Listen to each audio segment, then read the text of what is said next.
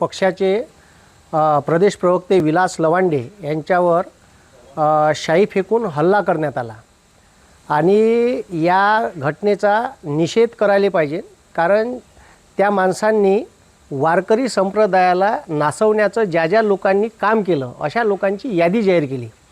म्हणजे मला असं वाटते धोत्राच्या खालतं हाफचड्डी घालणारे काही लोक आहे जे वारकरी संप्रदायात बंडखोर म्हणून घुसलेले आहे आणि ठीक आहे तुळशीची माळ घालून गोडसेचा बुरखा पांघरून घेणारे लोक या संप्रदायात जर घुसले असन तर वारकरी संप्रदाय जो मानवता, बंधुता, एकता आणि एकात्मता घेऊन चालते, ज्या विठ्ठलाच्या वारीमध्ये जे लोक समाविष्ट होतात ते कधीच नावानं कोणाला बोलवत नाही। प्रत्येकाला म्हणते का माऊली समोर व्हा, माऊली बाजूले व्हा, माऊली जेवण करून घ्या। म्हणजे माऊली हे आईले म्हणत असतो आपण आणि आईचा दर्जा प्रत्येक व्यक्तीला तिथं देण्यात येते।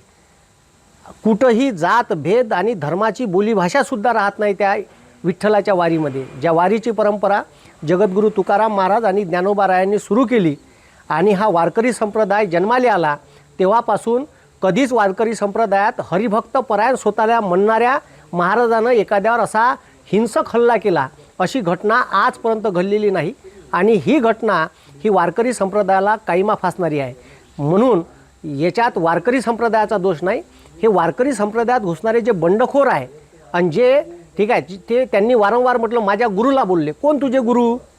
ठीक आहे भिडे गुरुजी आहे का तुझे गुरु? आम्हाला प्रश्न आहे का? ठीक आहे त्या 30 लोकांच्या बंडखोराच्या यादीत तू गुरु कोणता होय तुझ्यावाला पहिले हे सांग।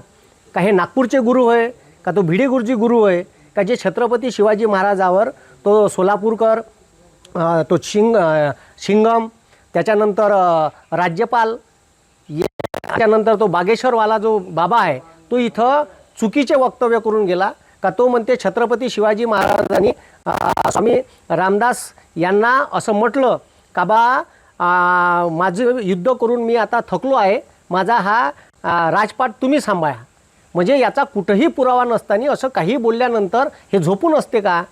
ठीक आहे जो ठीक आहे हरिभक्त परायण स्वतःले म्हणून घेते संग्राम भंडारे, ठीक आहे अशासारख्या हरिभक्त परायण महाराजांनी हा ठीक आहे धोत्राखालचा हाफ चड्डीचा तुमचा जो काही मनोवृत्ती आहे जे नागपूरवरून तुमची चालते आणि हे BJPनं पोसलेले वारकरी संप्रदायातले बंडखोर लोक आहे जे वारकरी संप्रदायाला नासवण्याचं काम करत आहे आणि तो मी तर साध्या भाषेत म्हणतो का हे BJPचे सोललेले आणि लोकांचे माथे भडकवणारे आणि वारकरी संप्रदाय नासवणारे बंडखोर साधू म्हणता येईल, यायले संत म्हणता येणार नाही, संताच्या उपमेत हे बसत नाही।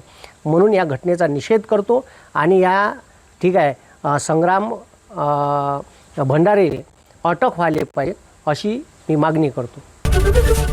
ABP माझा, उघडा डोळे बघा नीट।